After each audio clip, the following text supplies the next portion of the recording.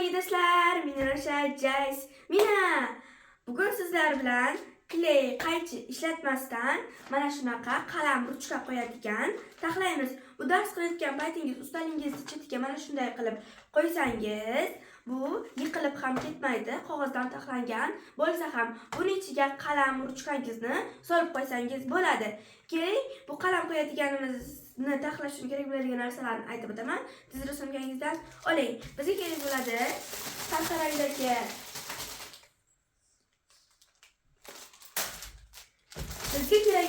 har xil rangdagi rangli qog'ozlar. Keyin bizga kerak bo'ladi har xil rangdagi flomastterlar. Xo'sh, flomastterimizni ochib mana shu yerga qo'yib olamiz. Xo'sh, bo'lmasam bu qalam qo'yadiganimizni taxlashni boshladik. Rangli qog'ozimizdan o'zimizga kerakli rangni olib olamiz. Xo'sh, qaysini? Keling, qizildan qalam qo'yadiganini taxlaymiz. Siz o'zingiz yoqtirgan rangdan taxlashingiz mumkin. Bu ortiq qolganini bir chetga qo'yamiz rangli qog'ozimizni. Qizil rangdagi rangli qog'ozni oldim. Bo'lmasa qalam qo'yadiganini taxlashni boshladik. Siz qaysi rangdan foydalanyapsiz bu qalam qo'yadiganini taxlash uchun? Albatta buni kommentga yozing. Xo'sh, bo'lmasam boshladik. Mana bu chetini bu chetiga qilib buklab olamiz.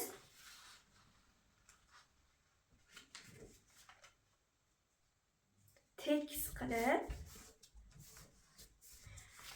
mana bunaqasiga ham to'rtburchak, bunaqasiga ham to'rtburchak bo'ldi. Xo'sh, endi buni mana shunday qilib olib olamiz va keyin yana pastdan tepaga qilib buklab olamiz.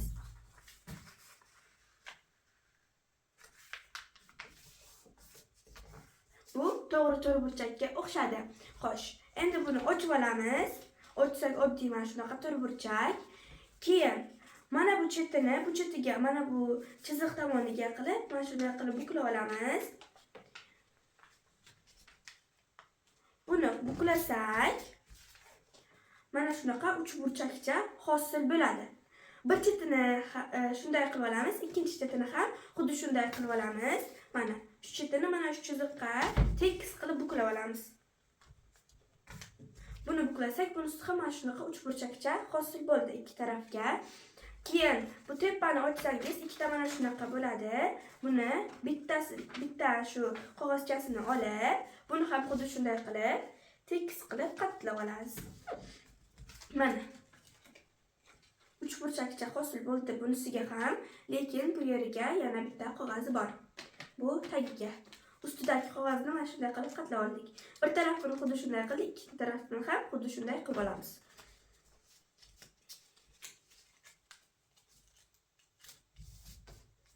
Mana bir tarafiga mana shunaqa uchburchakcha hosil bo'ldi qatlagan paytimiz. Hamma tarafiga mana shunaqa uchburchakchalar hosil bo'ldi. Mana bu mana shunaqa hosil bo'ladi. Keyin buni mana bu chetini mana bu yeriga tekis qilib buklab olamiz.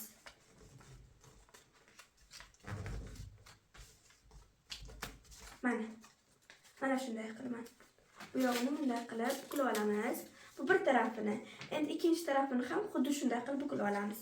Mana bu chetini mana bu yeriga qilib qatlab olamiz.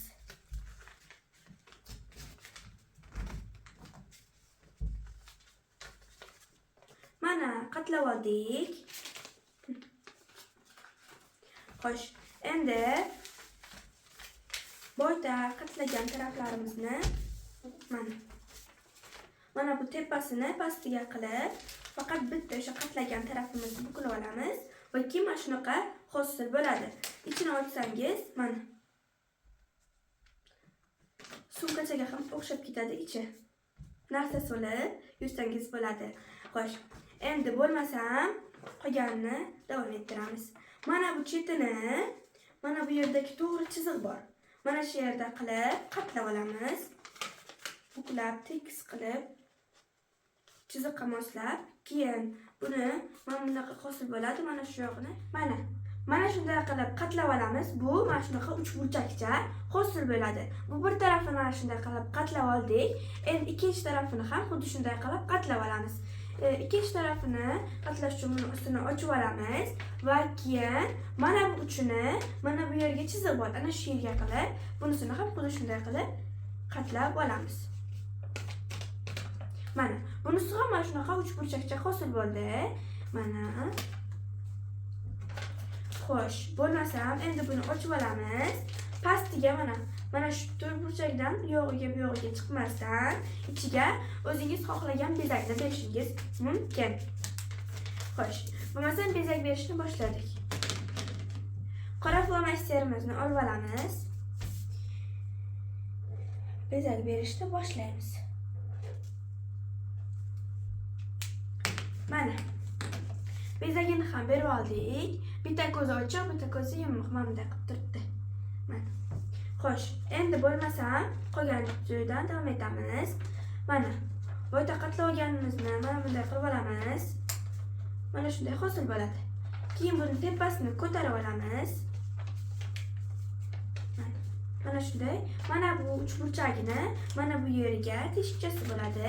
Mana shu yerga qilib mana ichiga mana bunday qilib tiqib olamiz.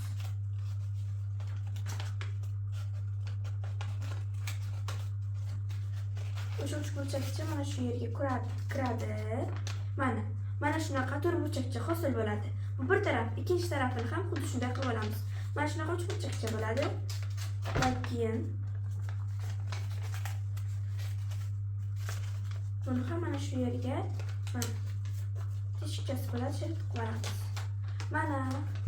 Xo'sh, mana bu yeri egri turishi mumkin. Shuning uchun yoqlarni mana bunday qilib to'g'rilash uchun chetlaridan buklab chiqamiz.